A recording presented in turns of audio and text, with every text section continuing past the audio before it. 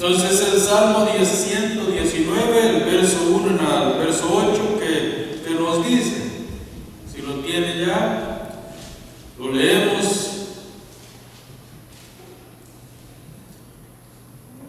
Bienaventurados los perfectos de camino, los que andan en la ley de Jehová. Bienaventurados los que guardan sus testimonios y con todo el corazón lo buscan, pues no hacen iniquidad los que andan en sus caminos. Tú encargaste que sean muy guardados tus mandamientos. Ojalá fuesen ordenados mis caminos para guardar tus estatutos. Entonces no sería yo avergonzado cuando atendiese a todos tus mandamientos. Te alabaré con rectitud de corazón cuando aprendiere tus justos juicios. Tus estatutos guardaré, no me dejes enteramente. Hasta ahí la palabra del Señor. La importancia de conocer a Dios.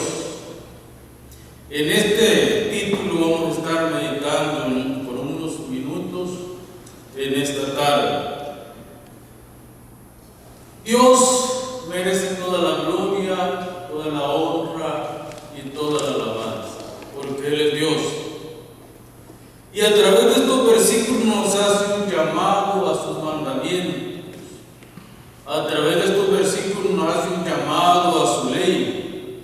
A través de estos versículos nos hace un llamado a aprender sus estatutos.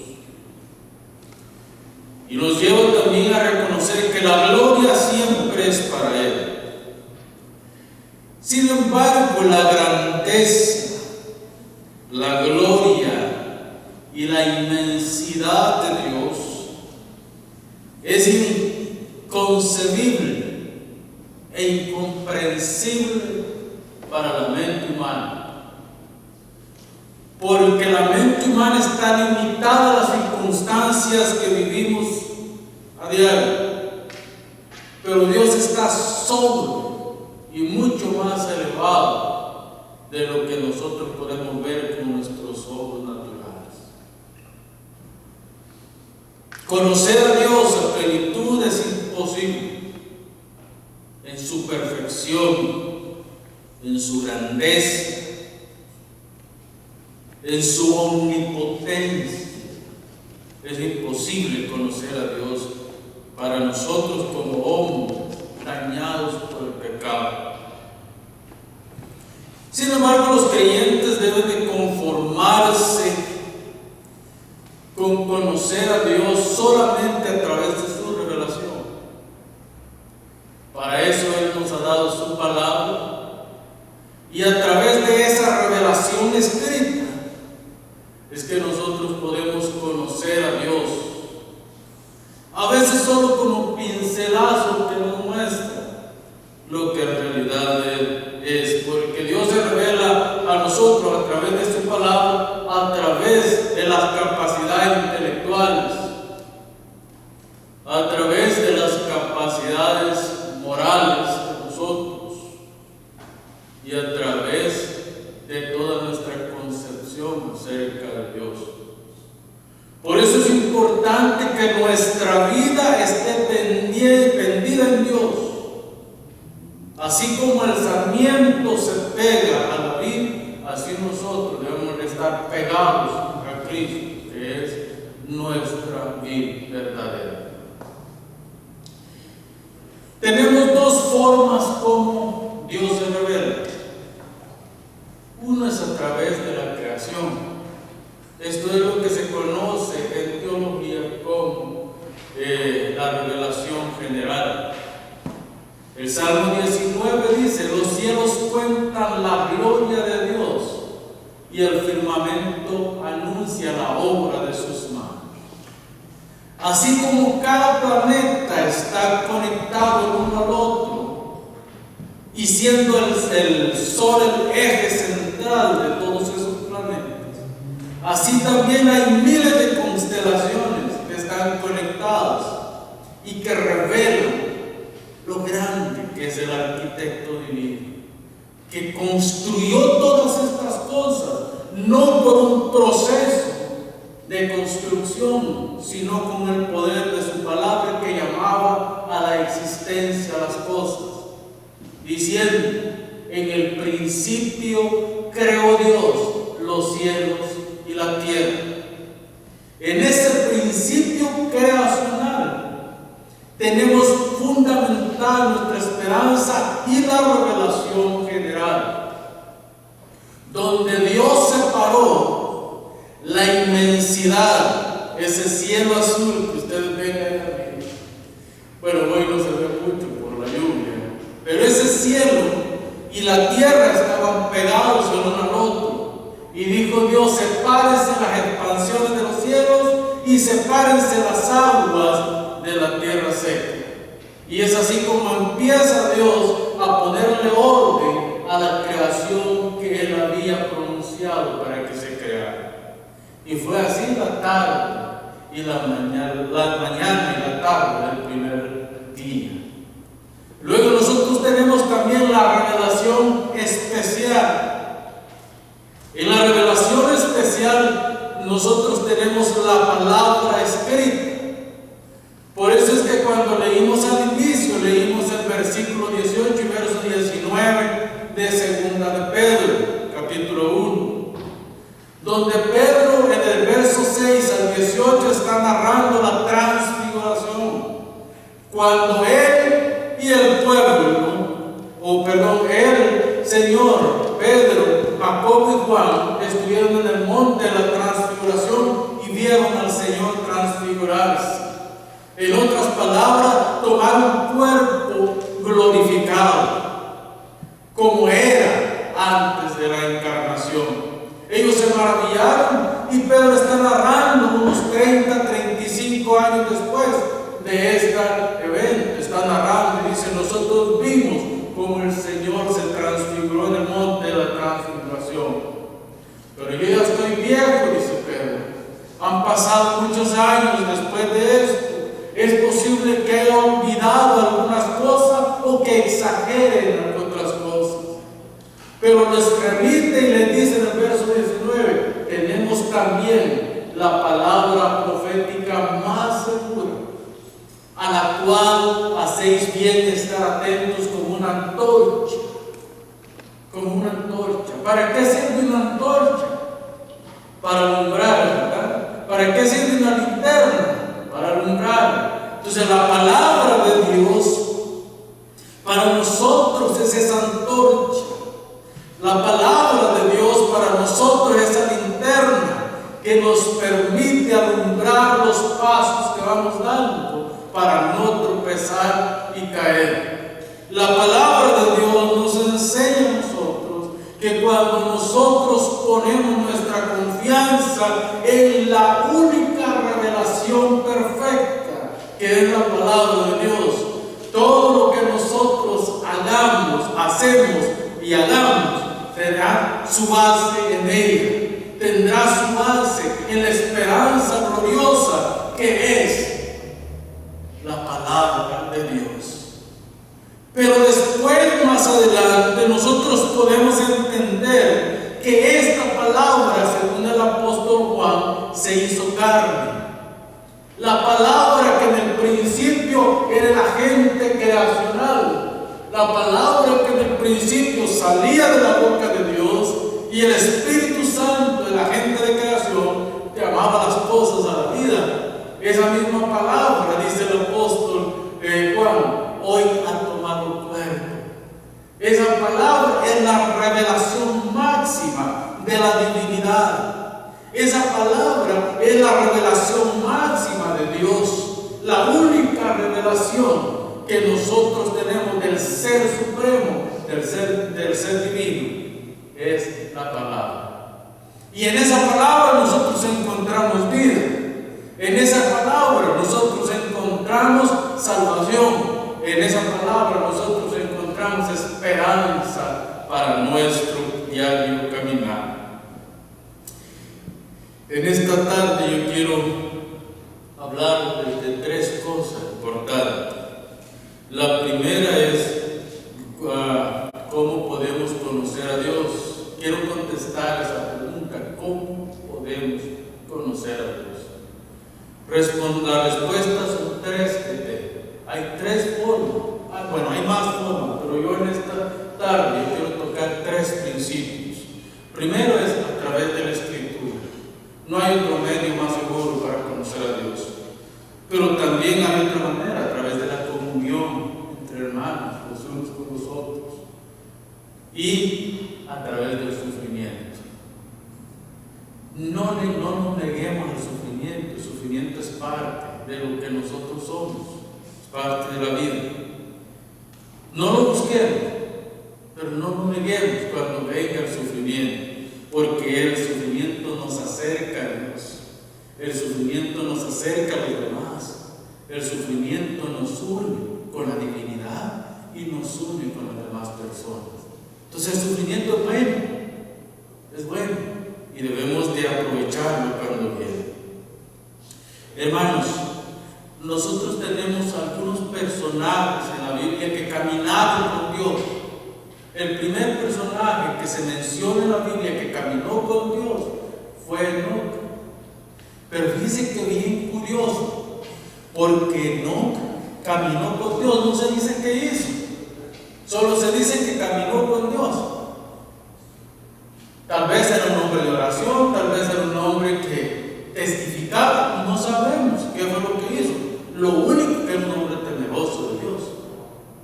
Y es curioso porque Dios saca a Enoc de la tierra antes de destruir la tierra. ¿Se fijan ustedes en eso? Justo antes de que levantara a Noé para que salvara a 8 personas, pero destruir la tierra a través de agua, se lleva vivo al cielo a Enoc. Solamente tiene, si no me equivoco, 5 versículos en toda la Biblia, Enoc. Y esos 5 versículos dice: y fue traspuesto para no ver muerto.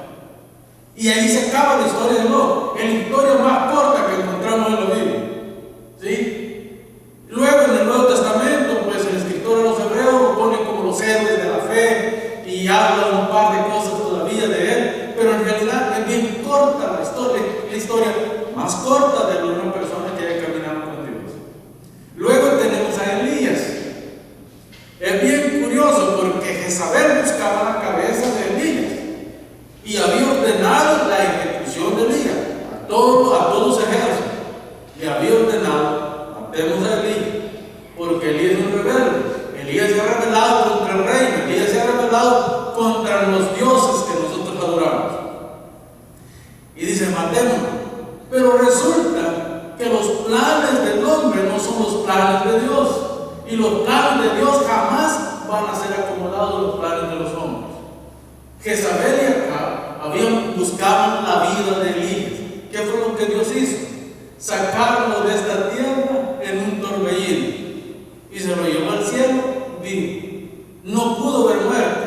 Los enemigos de Dios deseaban la muerte de Elías, mas Dios se lo llevó al cielo vivo, como testimonio de que tú eres mi profeta, tú eres mi amado y yo te protejo. Ese es el Dios que nosotros tenemos. Pero yo creo que la persona más bella, más grande, más poderosa que ha pisado este planeta es el Señor Jesucristo. Y el Señor, y Dios lo pasó al Señor Jesucristo por el sufrimiento más pésimo que puede pasar a una persona en esta tierra. Ser asesinado de muerte de cruz por el Imperio Romano era una crueldad. Ustedes saben que las películas ponen bien raro al Señor, ¿verdad? Pero la realidad no se asemeja a eso. El látigo con que latigaron al Señor 39 veces era un látigo que en la punta tenía pedazos de hueso, en la punta de carne. No era un solo látigo, sino que era prácticamente como una manilla con látigos. Y en la punta tenía trocitos de hueso afilado, que eso cuando golpeaban se metían en la piel y el tejido y desgarraban cuando el verdugo sacaba, desgarraba la piel de los tejidos. Cuando Cristo, usted se imagina 39 latigazos en el cuerpo, de esta manera Cristo llevaba su espalda, sus piernas y el cuerpo entero hecho pedazos. Por eso es que no dudamos nosotros que cuando Él iba hacia la cruz, Él cayó varias veces, porque su cuerpo estaba deshidratado, se iba desangrando. El Señor iba muriendo paso a paso mientras encaminaba hacia el Gólgota. Sin embargo, Dios pasó al Señor por todo este sufrimiento para que nosotros tuviéramos vida eterna, porque nosotros deberíamos de haber estado en ese lugar, pero Él permite que el Señor pase para que nosotros seamos alcanzados por Él. Y en esta bondad y misericordia, Jesús es la máxima revelación de Dios. El verso 16 al 18 de Juan capítulo 1 dice prácticamente el Señor que Él es la manifestación perfecta de Dios Padre. Y en el capítulo 14 le dice a Felipe, el que me ha visto a mí, ha visto al Padre, porque yo soy el Padre y el Padre es en mí. Esa es la gran bendición que nosotros tenemos, hermanos. ¿Se conoce a Dios por las Escrituras? Por supuesto que sí. La revelación más segura que dice Pedro son las Escrituras. Y Pedro no está hablando del Nuevo Testamento, Pedro está hablando del Antiguo Testamento. Gracias a la bondad de Dios, hoy tenemos completa la Biblia. Tenemos dos testamentos, tenemos el Antiguo y el Nuevo Testamento. El Antiguo Testamento hablaba acerca de lo que Cristo vendría a ser como hombre. El Nuevo Testamento habla de lo que Cristo hizo como hombre y lo que será como Rey de reyes y Señor de señores. Entonces, esta es la palabra profética más segura. Ustedes, hermanos y hermanas, no necesitan profecías extras. Ustedes no necesitan revelaciones extras. Ustedes no necesitan ir a donde la persona que les hable, porque a ustedes les habla la palabra del Señor todos los días. Y las revelaciones extras son peligrosas, porque no sabemos cuándo vienen de Dios o cuándo vienen de una mente pagana, humana. Por eso es importante la palabra de Dios. Los profetas no eran adivinos. ¿Sí? ¿Me voy a entender? Los profetas no eran adivinos. Jesús en sus profecías nunca fueron profecías de adivinación. Siempre fueron profecías que estaban fundamentadas en la palabra de Dios, ya dicho. Entonces, no es nuestra responsabilidad. Si usted quiere saber lo que Dios tiene preparado para usted, lea la Biblia y ahí va a encontrar lo que Dios tiene preparado para usted. Por eso es importante mantenerse uno en el Señor. Hay dos formas en este caso que el Señor nos habla a través de su palabra. Primero, la inspiración.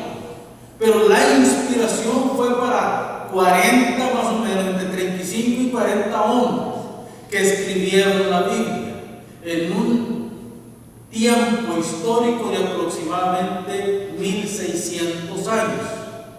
Entonces el Espíritu Santo vino sobre estos hombres, les inspiró las Escrituras y ellos, por medio de esa inspiración, nos dejaron estos documentos que ahora componen la palabra de Dios. La obra del Espíritu Santo en estos hombres permitió que nosotros tengamos la palabra de Dios por escrito. Pero además de eso tenemos la iluminación de la palabra de Dios. Por ejemplo, lo que yo estoy haciendo hoy, estoy revelando, estoy trayendo a la vida la palabra de Dios, porque Dios iluminó en mi mente mientras hacía el estudio, que tengo que decirles que yo sí hago el estudio de la palabra de Dios con detenimiento y con mucha precaución para que sea Dios hablando con ustedes. Primero me habla a mí Pero cuando yo me paro aquí, Dios ya me ha hablado a mí y a través de mí les está hablando a ustedes, o a través de la palabra que yo les estoy comunicando, les está hablando a ustedes. Entonces, Dios primero reveló la palabra y ahora el ministerio del Espíritu Santo es un ministerio de iluminación de la palabra. Entonces, cuando nosotros abrimos las Escrituras, el Espíritu Santo viene a nosotros y cumple la palabra que Jesús dijo: enviaré al Espíritu Santo para que os recuerde todas aquellas cosas que yo os he enseñado. Este es el ministerio del Espíritu Santo y la palabra. Y fuera de esto, hermanos, hay que tener mucho cuidado con lo que nosotros aceptamos como verdad. Tenemos que entender que la Escritura no llegó a ser, ni va a llegar a ser, es la palabra de Dios. Segunda de Timoteo, capítulo 16, la palabra de Dios cumple un propósito. Primero, enseñar.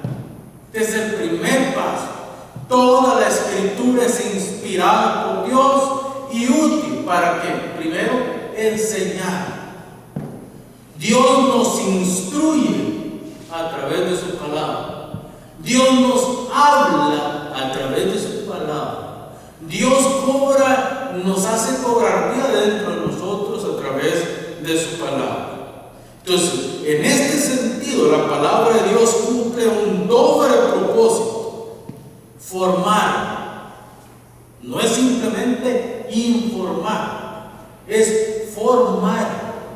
Es darle forma, así como el alfarero toma el barro y le da forma a la vasija, pues el Señor a través de su palabra nos está a nosotros formando. Entonces estamos hablando que un creyente que pasa un proceso formativo e instructivo a través de la palabra de Dios. Entonces estamos hablando de que dos cosas, ¿verdad? Nos forma y nos instruye para el bien de Dios. Pero después viene la otra parte, nos capacita para entender la vida en la eternidad. Nos forma y nos capacita para entender la vida en la eternidad. Este es el propósito de la Biblia. La Biblia capacita al creyente en lo que cree, pero también en lo que practica. Ese es el fin de la Biblia. La otra es redarguye en nosotros. Y estoy desglosando la lista que hay en este versículo. Redarguye en nosotros.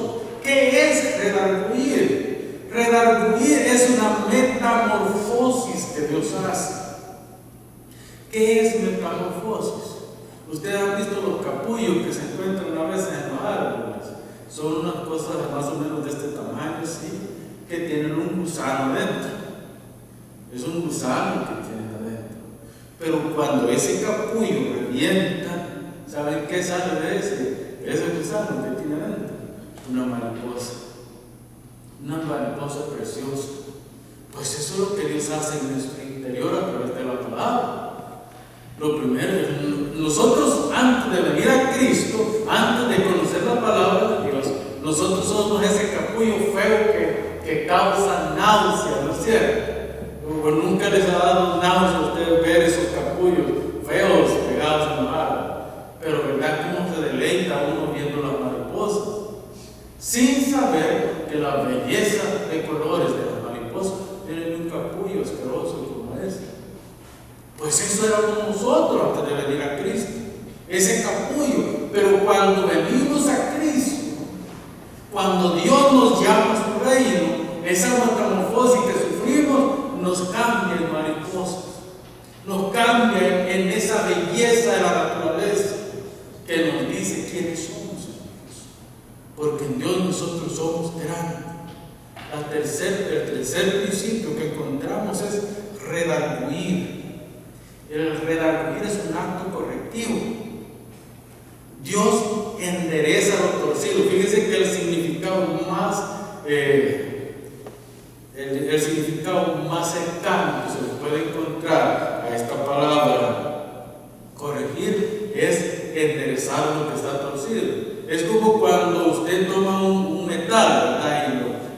escapando. Entonces, ¿qué es lo que hace? Pues a través del fuego, a través de diferentes prensas, usted le va dando forma hasta que lo deja rectecito. Pues eso es lo que Dios hace cuando nos corrige, nos está puliendo, está sacando la escarcha, está sacando la escoria que está en nosotros y nos pule para que seamos ese hombre y esa mujer que Dios quiere que seamos. El cuarto es instruir. Dios nos da dirección, nos direcciona. Es como cuando usted pone el GPS, ¿verdad? Y va para un lugar, pues el GPS que lo lleva a ese lugar, ¿sí? Pues eso es lo que hace con la palabra del Señor, nos está direccionando. ¿Para dónde? Para llegar al final, a la vida eterna. Ese es el fin que está logrando, hermanos. Pero pasamos al segundo punto. Conocemos a Dios por intimar con Él, por tener esa comunión con Él. La ley de Dios, ¿cómo se establece? Amar a Dios con todo el ser, ¿verdad? Con todo lo que soy. Yo amo a Dios con todo el ser, con mis fuerzas, con mi mente, con todo lo que tengo. Yo amo a Dios. Pero la segunda parte, ¿qué es? Amo al prójimo como a mí mismo. Son las dos partes importantes de la ley de Dios. Entonces, mi comunión con los demás está estrechamente conectada con mi comunión con Dios. Si mi comunión con Dios está estropeada, mi comunión con los demás está peor todavía. Porque del corazón salen las buenas y las malas intenciones. Si yo no tengo comunión con Dios, todo mi ser está roto, está hecho añicos, está hecho pedazos, porque la verdad de Dios no está en mí. Y cuando la verdad de Dios no está en mí, yo soy una piltrafa humana caminando y le deseo mal a todo el mundo y me ando peleando con todo el mundo y todo el mundo me aborrece y yo aborrezco a todo el mundo. Pero Dios nos ha llamado a paz y a vivir en comunión los unos con los otros. Ama a Dios, tenga una relación con Dios y alimente esa relación con Dios. Y como yo vaya alimentando esa relación con Dios, pues Dios va a ir poniendo en mí y va a ir sacando todas aquellas cosas negativas que me alejan de Dios y me va a ir convirtiendo en un verdadero hijo suyo. Eso es, hermano, prácticamente tener comunión con Dios. ¿Cómo puedo tener esta comunión con Dios? Hay disciplinas. Hay disciplinas. Uno es no deje de leer la palabra de Dios. Léala todos los días. Manténgase con Dios en oración. Saque un tiempo, comience con 5 minutos, luego 10 y luego Dios va a ir poniendo más y más tiempo y cuando acuerde va a tener 1 hora orando con el Señor, en comunión con Él. Cante himnos. Hermanos, a veces nosotros, en vez de poner alabanza en la casa, ponemos la televisión a todo volumen. Ponga himnos y el ambiente va a ir cambiando. El ambiente de su casa va a ir cambiando. Todo va a ir siendo mejor. Hay que meditar un tiempo a solas con Dios. El mejor tiempo para meditar con Dios es temprano en la mañana, antes de que los niños se levanten, o tarde en la noche, después de que los niños se acuestan. Ese es el momento de usted con Dios. Medite con Él. No necesariamente tiene que irse a un lugar a aislarse. Usted lo puede hacer desde la cama, en la cocina, en la sala, sentarse, siéntese y medite con Dios. Permita que el Señor le guíe en ese momento. Es importante mantener esa comunión con Dios. Pero también Dios nos ayuda y nos une y nos fortalece a través del sufrimiento. Hermanos, el sufrimiento marca una razón importante para permanecer con Dios. ¿Qué hubiera pasado si Job, después de todo lo que pasó, hubiera dicho: que Dios no me ha amado aquí? Mire, primero me quita todos mis bienes, después me quita mis hijos, 10 hijos de un solo golpe, sus 3 hijas y 7 varones. ¿Saben lo que es perder? Si es verdad que uno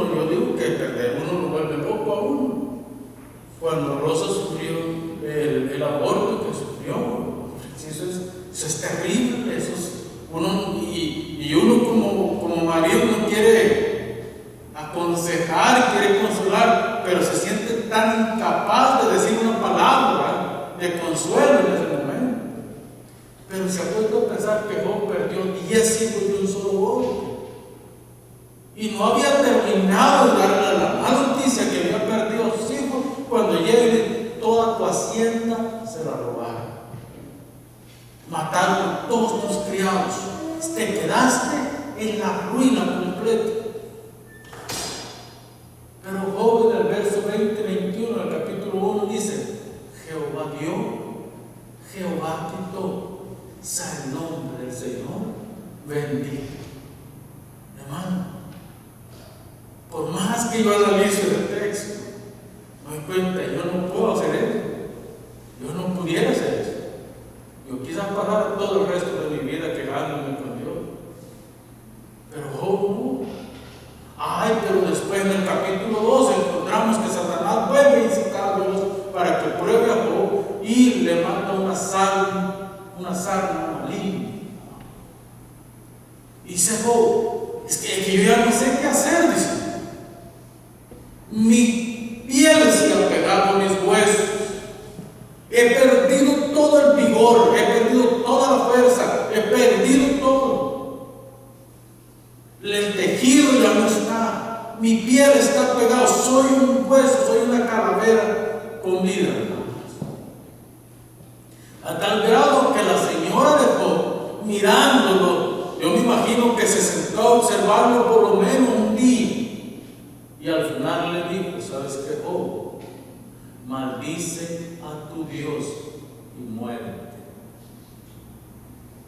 Job, me imagino que en ese momento se quedó perplejo con la boca abierta y dijo: ¿podré yo recibir solo bienes de Dios, mas cuando Él me mande los males enojarme contra Dios? No puedo hacer eso. Y le responde a su mujer: como una necia has hablado. Como una necia has hablado.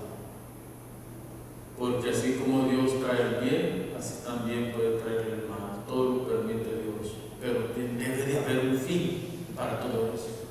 Y mire, Job pasa 37 capítulos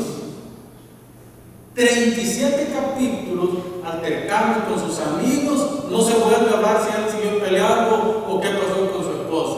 No se vuelve a hablar más de la esposa de Job en todo ese libro. Pero hay 37 capítulos donde sus 3 amigos por 7 días estuvieron sentados solo observando a Job, sin pronunciar palabra, y Job altercando contra ellos y disputando. Y Job también preguntándole a Dios: ¿por qué esto? Job nunca renegó, pero Job sí cuestionó a Dios: ¿por qué me sucede esto? A mí siendo un hombre justo y temeroso. Cuando llega el capítulo 38, dijo Dios: basta ya. He escuchado tu necedad tanto, te he escuchado tanto, pero este es el momento cuando yo voy a hablar. Y le dice a Job: ¿a dónde estabas tú? Mira, deja de hablar ya y escucha, porque ahora yo te preguntaré: ¿a dónde estabas tú cuando yo fundé el universo? ¿Qué estabas haciendo tú cuando yo creé todas las cosas?